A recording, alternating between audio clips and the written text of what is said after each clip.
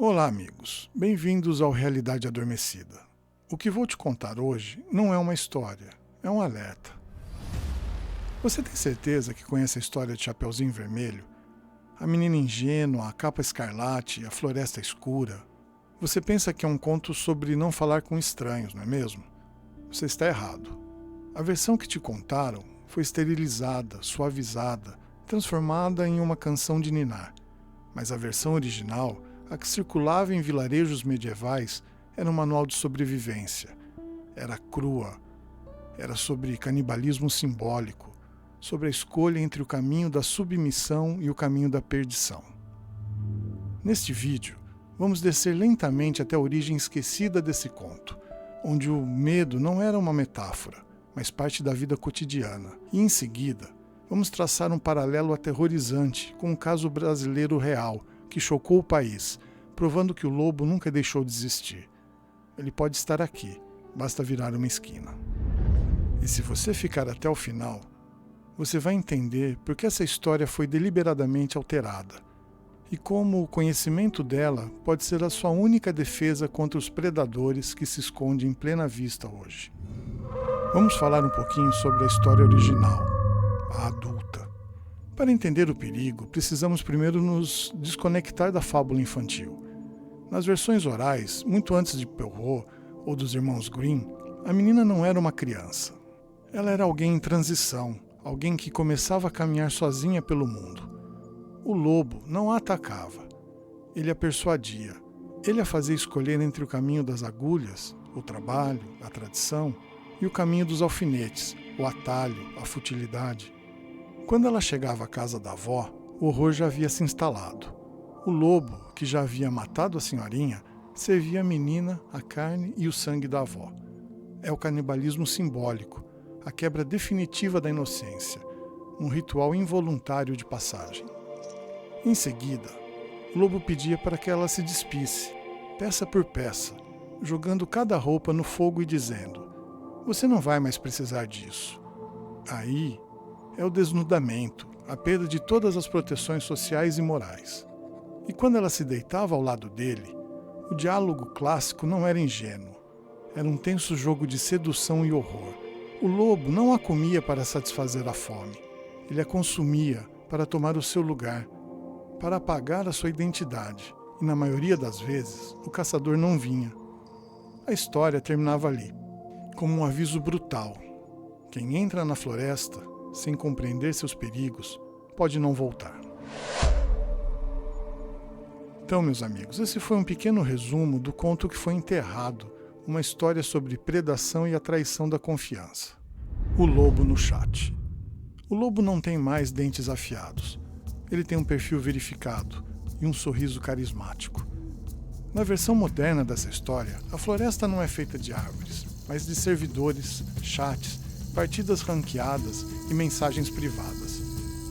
Em fevereiro de 2021, em São Paulo, no bairro de Pirituba, a jovem gamer Ingrid Oliveira Bueno da Silva, conhecida na comunidade gamer como Sol, caminhava por essa floresta digital com naturalidade. O jogo Call of Duty Mobile era seu território, o lugar onde seu talento lhe dava identidade, pertencimento e visibilidade. Ali, o lobo não uivava, ele digitava.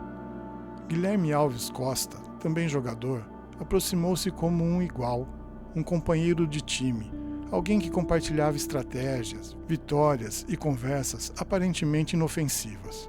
E como no conto, o lobo não atacou de imediato. Ele a observou, a acompanhou, esperou, vestiu a pele da familiaridade, construiu uma relação de confiança e, pouco a pouco, convenceu Chapeuzinho que sair do caminho seguro não era perigoso. O convite para um encontro fora da floresta virtual parecia apenas a continuação natural de uma amizade online. E quando o sol atravessou a porta da casa do lobo, o conto deixou de ser simbólico e se tornou brutalmente real. Não houve encantamento, apenas violência. Ingrid foi assassinada, a facadas, dentro da residência de Guilherme, em um crime que chocou não só a família, mas toda a comunidade gamer.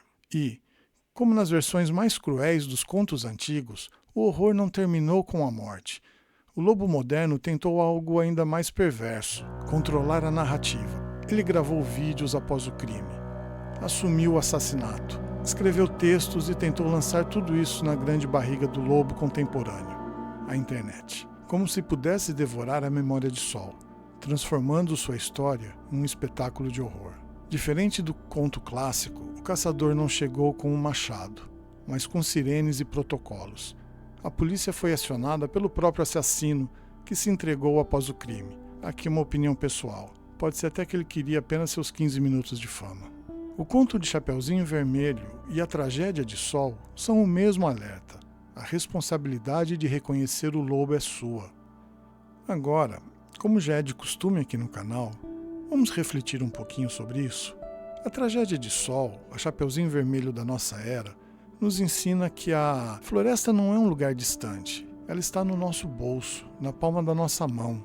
O lobo não se esconde. Ele se disfarça de atalho, de amizade, de oportunidade. Na filosofia falamos muito sobre a vontade de verdade, mas raramente mencionamos a nossa vontade de ilusão. Nós queremos acreditar no atalho. Queremos acreditar que o sorriso do predador é, na verdade, um sinal de acolhimento. A realidade adormecida não é o que acontece enquanto você dorme. É o que você se recusa a ver quando está de olhos abertos. O conto de Chapeuzinho Vermelho, naquela época, servia como um alerta para as meninas que estavam começando a conhecer a vida, a evitar o caminho mais curto, o atalho, porque provavelmente elas iriam encontrar o mal escondido espreitando nas sombras. E a tragédia da nossa Sol nos diz que isso não mudou muito, que ainda hoje precisamos muito estar atentos, evitar ao máximo os atalhos que, num primeiro momento, são muito sedutores, mas que podem nos levar a um descaminho, podem nos levar a consequências terríveis, trágicas. Mas o silêncio só é absoluto para quem caminha sozinho. Se essa história despertou algo em você, se ela te fez olhar para os lobos que cercam a sua própria vida com outros olhos, então você já deu o primeiro passo para fora da floresta. Mas o caminho é longo e as sombras são profundas.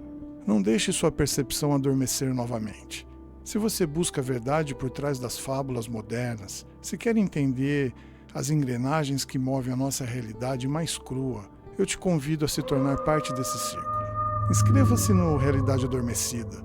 Ative as notificações, não como um lembrete de um vídeo novo, mas como um sinal de alerta para a sua própria consciência. E por favor, deixe seu comentário aqui embaixo. Compartilhe com a gente se você já reconheceu o lobo na sua vida ou ainda está escolhendo o caminho dos alfinetes. Eu estarei aqui, na próxima encruzilhada, esperando por você.